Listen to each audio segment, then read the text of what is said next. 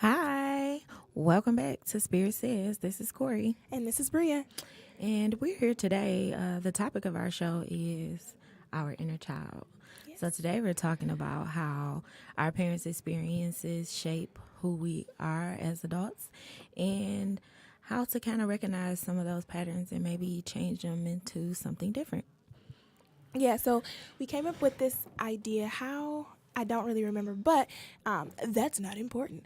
But no, for real, like she said, I think oftentimes our parents have a lot to do, obviously, with who we are because that's who we're being. Not just our parents, our guardians, whoever we're raised around in our household, whoever is in and out of our house, have a lot to do with a lot of the parent patterns, the behaviors, the thoughts that we have. And this episode will mainly be about just learning to make your own path and nurturing that inner child, but also recognizing and identifying the things that are holding you back in your adult life or wherever you are in your journey, so that you can reach your best self. Yes, living my best life. That is I love Lil Duval so much. I'm kind of tired of it. They didn't play that song out. Well, I mean, I follow him on Instagram, and he's always like saying something funny. So every time I hear it, I'm like, yes. And he's a Virgo, so Yeah. So we got some questions that we wrote down just to kind of shape the way the show goes, but I just kind of like to let it flow. yeah, you know, because see what comes out in this. So here we go. Well, did you want to say something? about what? We're so every time it's like, okay, okay, so. I'll talk about let's just go into like what our experiences are and everything. So, I realized when I was in my first year of college that, I didn't realize anything about inner child. I didn't know anything of what that meant, who that was. Like I knew nothing about that. But my first run in with, issues of my inner child was when I was in, like I said, my first year in high school. I had a roommate in my dorm, and we got into it over something I don't even remember. It was probably something really silly, and that's when I realized I did not communicate. Like communication was never my thing. Like I was articulate.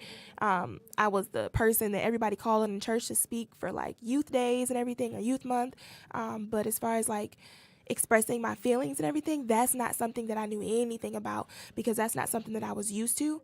And then that allowed me to really go back into my childhood and into my upbringing and say, okay, like what happened here? Like why am I this way? Like I just thought I didn't communicate, and I didn't ever think anything of it until I met someone, and it exposed a part of me that I had no idea that was there.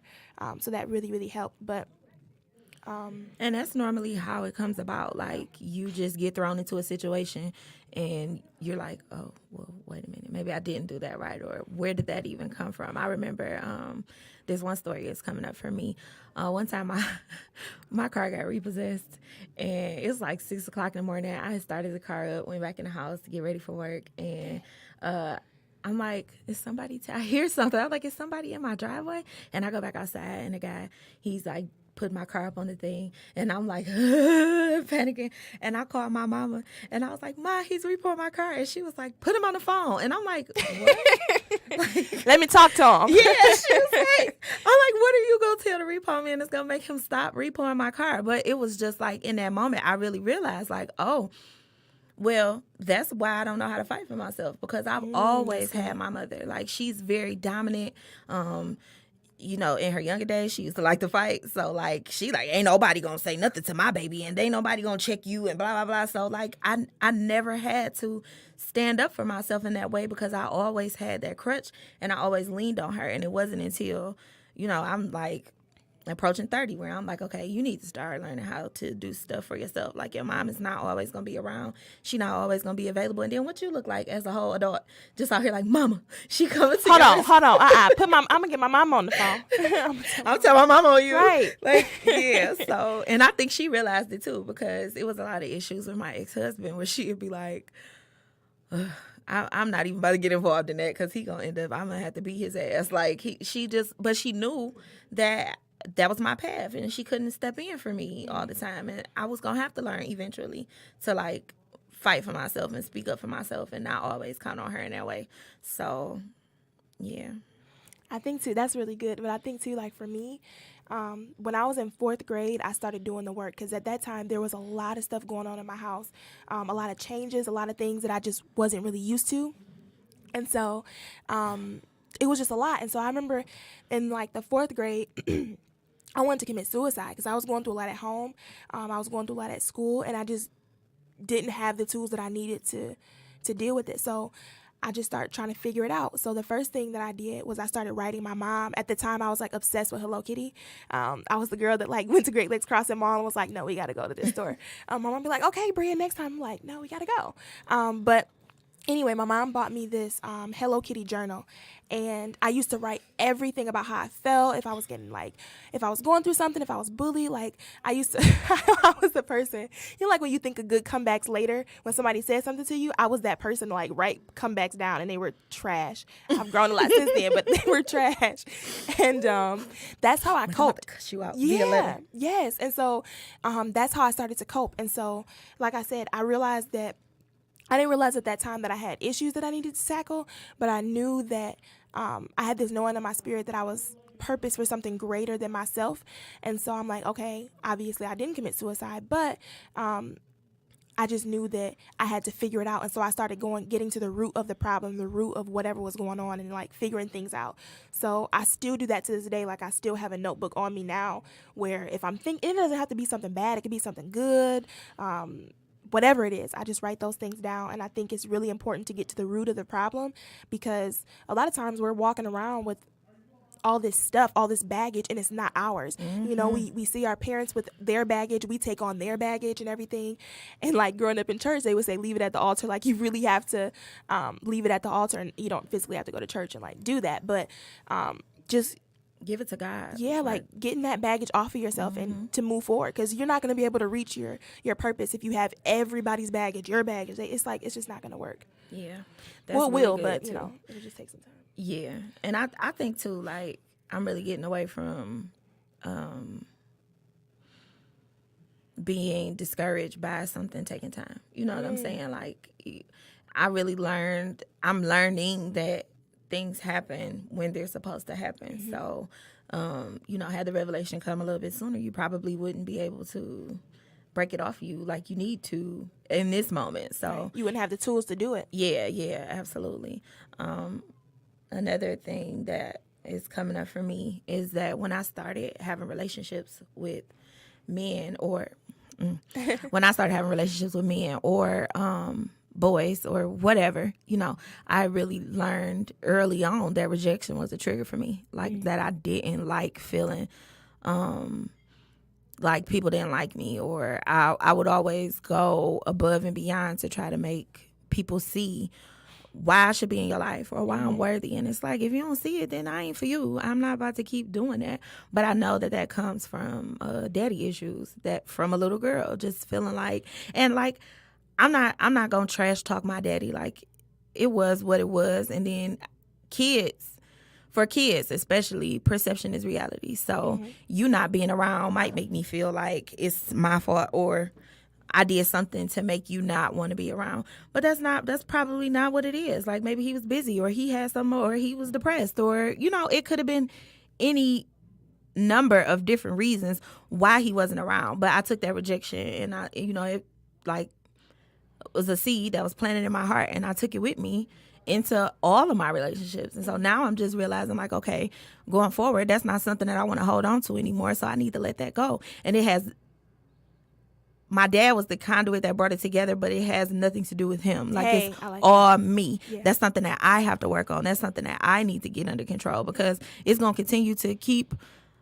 manifesting in my life, and that's not something that I want. He over there sleeping good, and I'm like, you know, like, so it's not, you know, I don't blame him. I'm not mad at him. Like, it just was what it was. Like, that's how it came out, and, you know, I'm gonna do the work that I got to do to make it better. But yeah, I like that a lot, because I think, like, I've been to therapy, like, I've had I'm saying how many like it's like a dozen or something, but I think I've been to three different therapists.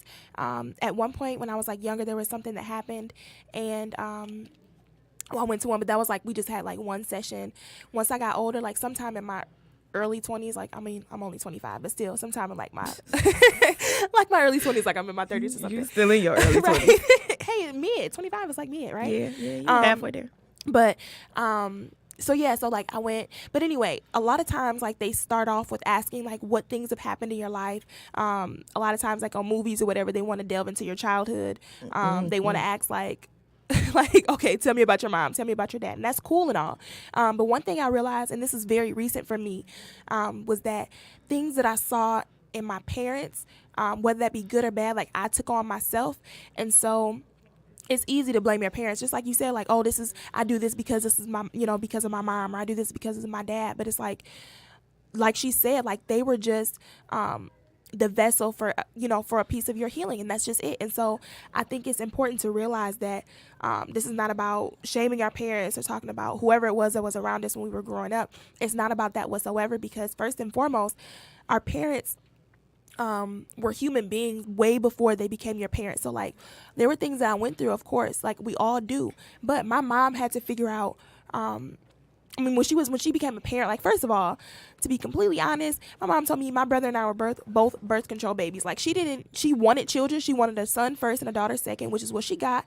But at the time, like, it wasn't like she was like, oh yeah, I'm planning to have a child. So I can't imagine what that was like for her, because right now I'm not trying to have no kids no time soon. Like, growing up, I knew that I wanted to be a parent, and now it's like, okay, I feel like I can have some kids, but maybe on a good day, but right now that's just not that's not my ministry right now to be a parent. And so I just think about a lot of that, and that right there, like whether it be resentment or any kind of ill feelings or whatever that we have towards our parents, sometimes it's important to realize that, hey, sometimes you have to look at yourself first and say, I took on that baggage. And obviously, like, when you're a kid, you're trying to survive, you're trying to get through it, you're trying to do whatever, you're trying to figure it out, just like your parents are trying to figure it out.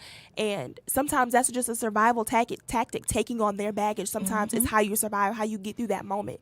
And so being able to release some of that baggage has been such a blessing, because it allows me, and it's been allowing me to really get to know my parents, just not even as my parents, just as human beings, and that's been a big blessing for me. And it makes me more mindful of it too, because I'm a parent, so I'm really trying to be deliberate about how my actions come across to my kid, and how might they feel like me just like needing a moment to myself is like, oh, she don't like me, or she don't want to be around me, or I get on her nerves. So I try to be really deliberate about letting them know, like, hey, listen, I love hanging out with you, but not right now. Like, mommy need a moment. I say that all the time, like, oh, mommy need a nap, or mommy just need a minute. You got to be quiet, or you got to go find something to do on your own. Like, I got to take that time. And it is really apparent with my daughter, because she is that kid. They're like, oh, let's play. She want to do everything with me. And then it's not enough. It's, I got a son and I got a brother, and like, so she around all these boys, and she want to play dolls, and she want to do makeup and do nails and stuff like that. And so I have to be like, yes, we can play. We can do these things, but we're going to have this time together, and then I'm going to take my time and go away and do something else, and you're going to have to do it on your own. And so because I want her to learn, number one, not to be dependent on another person. Like, you can still do everything you want to do, and you can do it alone. But then number two, that it's okay to take that time for yourself, and it's okay to honor yourself. And being a parent is not all about sacrifices and, oh, you just got a parent from a broken place. Like, no, I want to teach my kid healthy interactions so that she can go forth and be a whole adult, and not just be out here attaching herself to any man because she wants that attention. And then I felt too like I had not done that with my son, because I was so much younger when I had him. And so I can definitely tell the differences in the way that I parent each of my kids. But then also, just like I used to, in my younger age, I would be jealous that my dad was so close with my younger sister and not with me. But then I got to understand too that he's parenting from a totally different place. Like, it's not the same set of circumstances that he had when I was coming up as opposed to her. Like, he had learned his lessons. He went through some stuff on his own. And then when she came along, he was able to be that parent for her. And so I hope my son never feels like I don't love him. Like my 19-year-old self and my 26-year-old self are two totally different people, but the love is still the same. And then I have to understand too that just like that was my path. Like that was what God had designed for me before I got here. That was what God had designed for Ryan as well. So he's going to learn things through me, like through the way that I parented him, or through the things that I did when he was younger that his sister might not necessarily have had to experience. And so in that space, I'm like, wow, I really want to heal myself. I want to help my children heal, because I haven't been a perfect parent, and I know it's going to be some things that they're like, oh, my mama did this, my mama did that, blah, blah, blah. But like, it's cool, it's all good. And if you angry, let's talk about it, because I'll admit I wasn't doing the best, like, or I haven't always made the right decision, but it always came from a place of love, and I never felt like I loved any of my kids more than the other. Like, it's good. I like that you said that too. A lot of what you said of how you parent, I respect a lot, and I imagine myself being a similar parent if that happens for me. But one thing, I recently saw something about how they said, like, in a Black household, if your parents do something wrong and they know that they were wrong, instead of saying it, they'll be like, oh, let's get something to eat. You hungry? Or something like that. And that was my experience. Like, I love anybody that knows me knows I love hot tamales. And so sometimes my mom, like, if she did something, instead of saying something, she would just, like, come in the room and, like, sit some hot tamales on the bed or something. Or when I wasn't in the room and I go back and I'm just like, And I'm like, no, I don't want no I do want the hot tamales. Don't get me wrong. Thank you for the hot tamales. Right. But I want the apology. And so that's really important. And so that's something that her and I have had to work through. And it's like, okay, did she have that? Did she have someone to say, hey, I was wrong? Because that right there, hearing a parent say that sometimes is so helpful, because it just shows your children, like, hey, I'm not perfect. I'm very much so human, just as you are. And we're all figuring this out. And so when you said that, that's what came up in my head. So yeah, I want to talk a little bit about transparency and how that has helped both of us, but just in healing that inner child. Like, how do you feel like transparency has helped you, or is it helping you? I just feel like with any problem, whether it be like, something that comes up with yourself, something that, you got a secret addiction, or something that you really don't like, anything that happens, I feel like once you recognize it, like once you acknowledge it, you can take the steps necessary to change it and move forward. So transparency I feel like it's necessary in all of your life. Like, you want to hide your ugly parts from other people. You want to act like you're perfect or put on this image out in the public, but at the end of the day, like, ain't nobody perfect, and everybody's struggling with something. And people allow you to see the parts of them that they want you to see. But you being transparent might open up the door for somebody else. Right. And it might make somebody else say, oh, she's struggling with that. I'm struggling with that too. Maybe she can help me figure out how to, or maybe it's something that you can navigate together, and you might find a friend. Right. Like anything. But that's step one of being able to conquer it and say that I got over it. Like, you can't change anything that's hidden in secret. Like, right. you don't have to broadcast it to the world, like, hey, I got a porn addiction. But like, once you accept it with yourself, you confess it to God, you repent for your sin, He'll bring the situations and the people around that's going to help you be able to move forward from that and be able to. And then you talking about that's something that's so hidden in secrecy. It's like, you talking about it might open up the door for somebody else to talk about it, or it might, that might bring healing to 20 other people. Like, you never know. Right. And I think all of our experiences are for, like, we go through our experiences for ourselves and to bring learning to ourselves and things like that. But it's also for other people. Like, you got other people coming up behind you, little sisters, little cousins. You might even have somebody that's older. Like, my auntie always is like, it's so crazy that I can count on you for encouragement. But it's not crazy, because this is what God designed. Mm-hmm. And so He knew that you was going to need encouragement in this time. And He put that in me from birth. Like, so, and I'm happy to do it. It's all about helping others while you help yourself. Yeah. I feel a lot of the same, because I know growing up, I just did not feel good enough. Like, I thought that and how I hid that was hiding behind perfection, like what I thought perfection looked like. And I never felt like I was perfect ever, but I always was striving for this like weird, I just had this weird obsession with perfection. And so aside from the fact that I'm a Virgo, like, and I'm so analytical and detail oriented anyway, but yeah, I just did not feel good enough. And so that being transparent about that, and not just like my issues like with trying to be perfect, but transparency helped me completely. And again, in college, I met somebody that was so transparent, that was so honest, and it was like my initial reaction was to like step back, because that's not something that I was used to. That's not something that I was familiar with whatsoever with really anybody in my life. And so it was so helpful though, because I'm telling you, being able to just be like, this is me, this is who I am.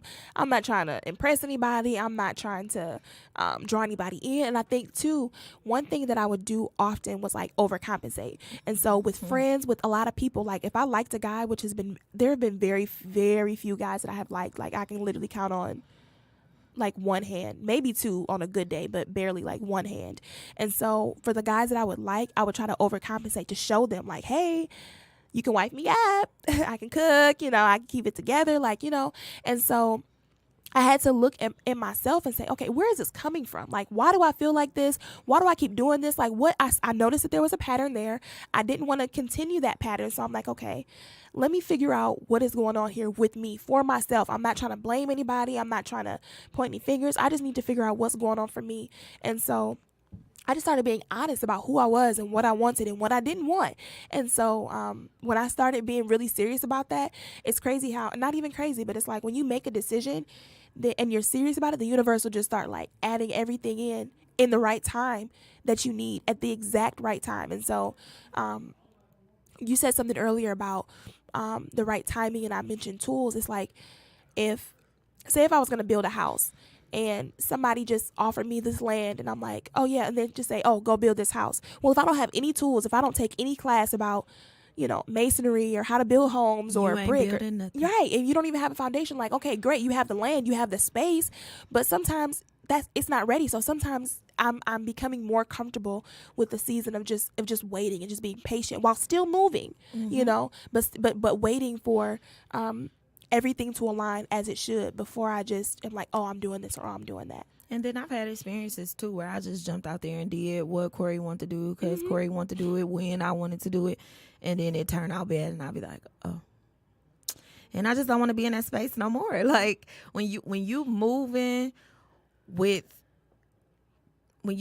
God, when you're doing what he wants to do, when you're talking to him about your next steps and allowing him to direct your path, it's truly different than you out here trying to do it on your own. And when you're trying to do it on your own, it's a struggle. And you coming up against opposition, and you just feel like, I don't know how many times I done said, I can't do this no more.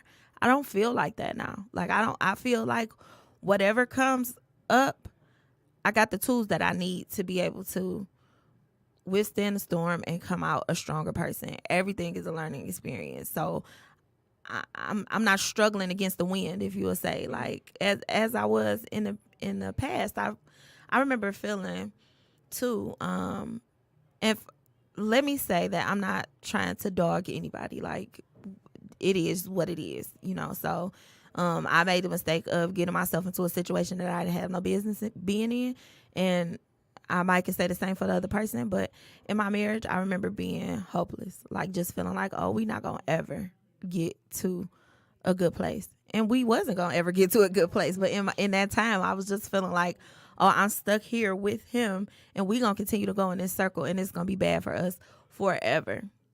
And forever.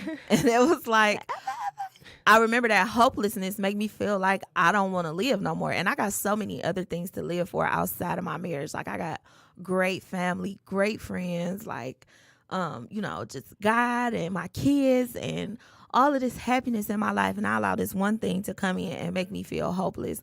Like I don't want to live no more. And I just don't have that feeling no more. And you can't never say never, right. But I ain't never trying to get to that place again. Like, no matter what's going on, I always got hope. I always have things to live for, and I can always do all things through Christ who strengthens me. So I think too, like, I just kind of lost my point in what we was talking about.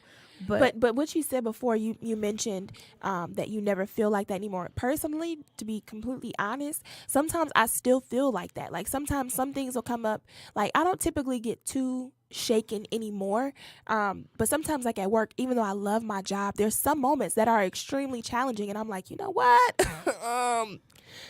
God, you're gonna have to show up and show out right quick because I'm not feeling this, or I don't know what to do, or I feel like I'm about to punch somebody, and so I'm not going. I can't say that I don't ever get wavered, but sometimes the winds come up a little bit, and I'm like, okay, now. No, I'm talking about as in a sense, like I don't even want to be on this earth. Like not saying that you want to walk away from a situation, because you always have free agency to walk away from anything that doesn't serve you. But I'm just saying, like, you just don't even want to be around. Like, oh, I ain't gonna never ever be able to live my life the way I want to, so I just don't want to live it. Yeah, and that's the thing. Like my grandma passed away when I was younger. Or transitioned, I should say, transcended. But one thing that she told my dad, who has told me, what I tell my kids, when I say my kids, I mean the kids that I work with, to keep living, because sometimes like the moment can seem so great, it can seem like it's just too much. But if you keep moving, if you keep going forward, you keep living, it's gonna cycle back around, and you're gonna realize exactly why you went through this. I remember being a little girl, like, you know what? This is a lot. And it was so much going on at one time, and it was so much change at one time. I did not know how to deal with it. And I was like, you know what?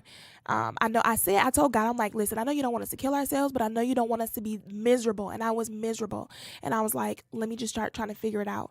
And it's a blessing now looking back, because I'm like, because I went through a lot of things that I went through, a year, what was that, 2 years ago or something like that? I started this blog, and I just started writing about how I felt, writing my thoughts and everything about what I thought about certain things. And it was a blessing. And a few people would like reach out and say, that they were going through something similar, or that this helped or whatever. And so from there, I was like, you know what?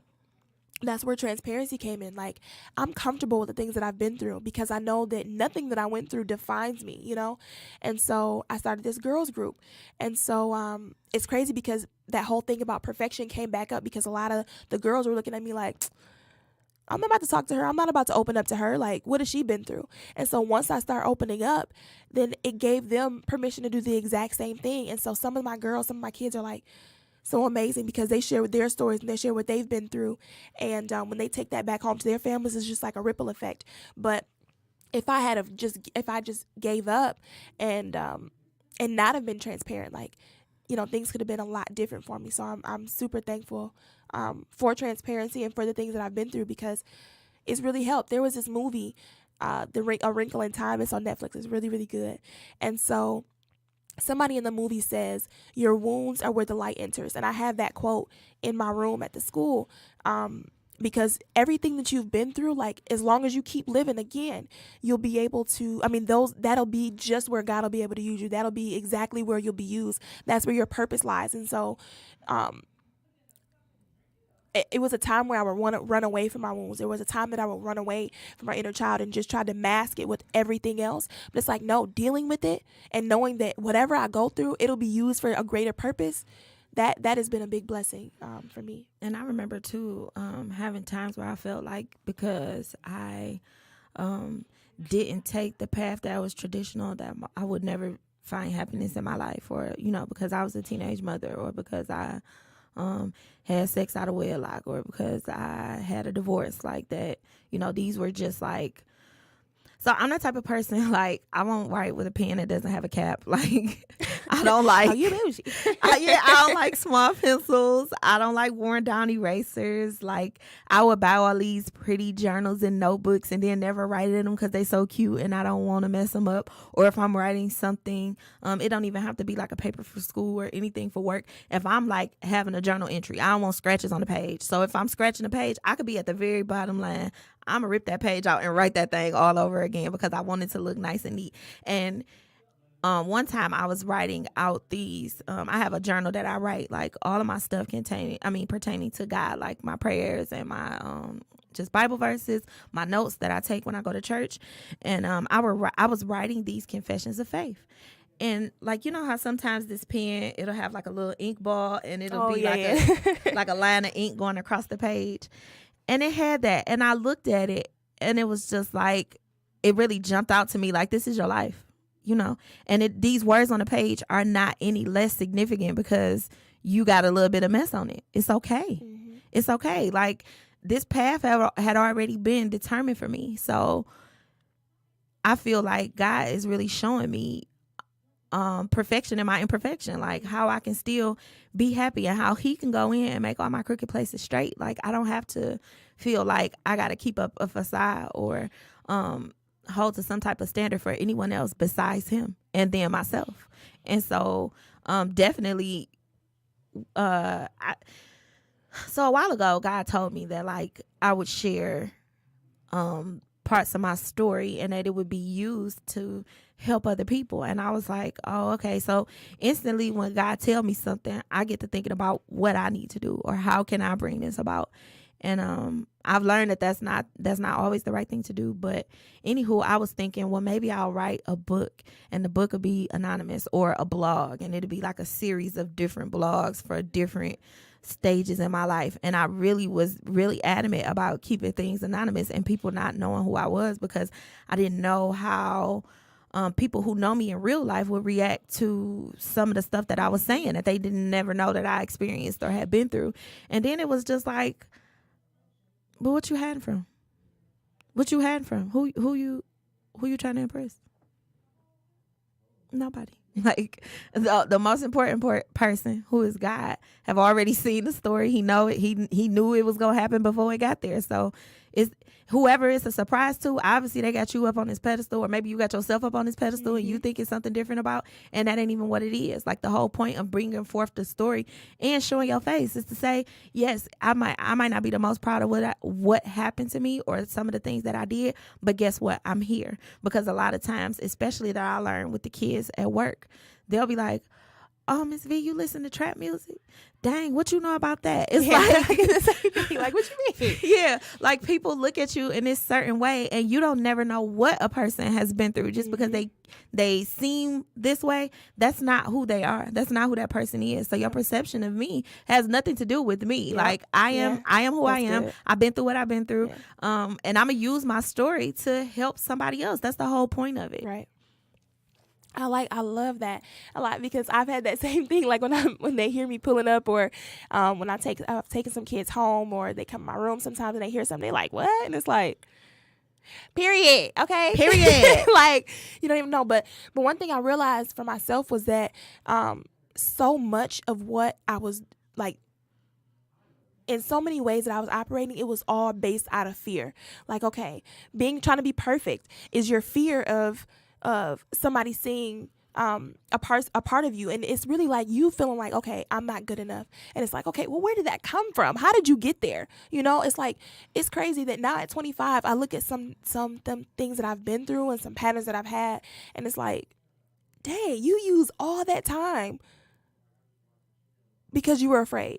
Like, and now being on the reverse side of a lot of that stuff is so cool. And I don't look at it as waste time. I don't look at it as like, girl, you could have been on this. It's like, no, I came into it at the right time.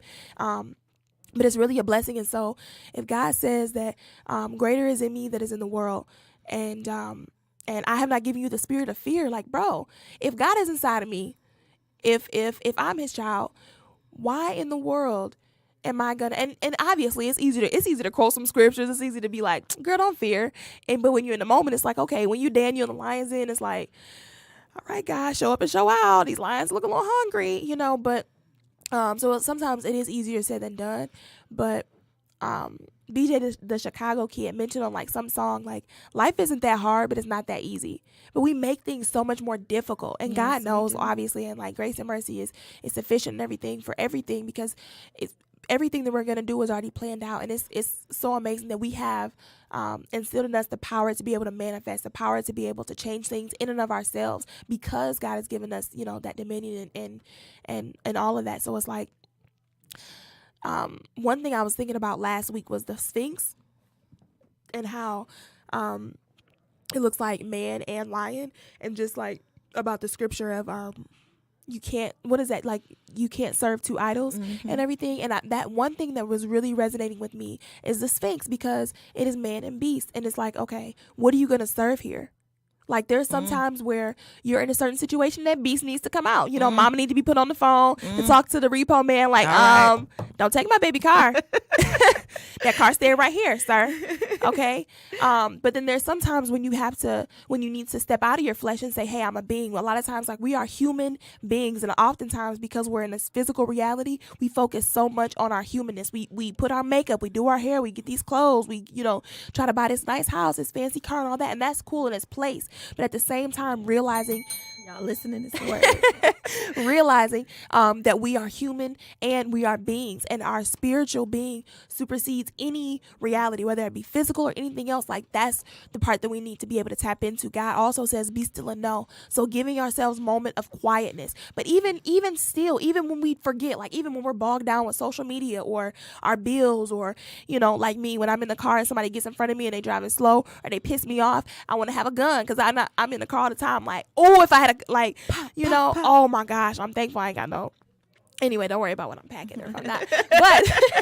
But I forgot where I was going at. But yeah, just be still and know. So even when we forget or don't make time, because my dad always said, and I just saw something about this the other day, how you can't say, like, oh, it wasn't enough time. My dad will always remind us, like, no, you did not make time. It was enough time to do that. Everybody has the same amount of time. You just did not make time. So he would always say, like, if you want to make an excuse, he's like, excuses only satisfy the person that makes them. And then, two, if something didn't get done, don't blame time. Don't blame something else. Go in the mirror, look at the person that you see, and blame that person. But getting back. So even if we don't make time for the things that we think, that we hold important, or we think we like to hold important, because if something is important enough, you're going to make time for it. But anyhow, staying on the topic. Okay. But even when we do not make time for the things that we would like to hold special or dear, or whatever, or make time for God, or make whatever that is, whether God, you look at God as the universe, a man, a woman, a spirit, your ancestors, whatever that is. Because when I say God, I don't mean what I was taught in church. What I was taught in church is this very one-dimensional God. And so in my experiences allowed me to expand and open my mind to a lot more, and I'm thankful for that. But getting back to what I was saying, like, even when you don't make time to be connected to the one, to God, whatever, God will still bring you gentle reminders, allow you to manifest these gentle reminders. And those are my favorite. Like, those are so important to me now, because even today at the Secretary of State, I said a prayer in my head that all of a sudden this lady asked me about the book that I'm reading, and we just had this whole conversation. We had a whole conversation about so many things, and she was so faithful, and just saying, like, how she quit her job and how she was, like, really pursuing her purpose, and that was a blessing. So regardless of the fact, if you make time for something, like, or even with decisions, like, regardless of what decision, regardless if you're at a crossroads, you go left or right. Yeah, one way, one avenue may help you get to the destination a little bit quicker, but regardless of what way you take, like, you're still gonna end up where you should be. Amen. And you won't be by yourself. All right, now Pastor Bria just brought forth that word for us.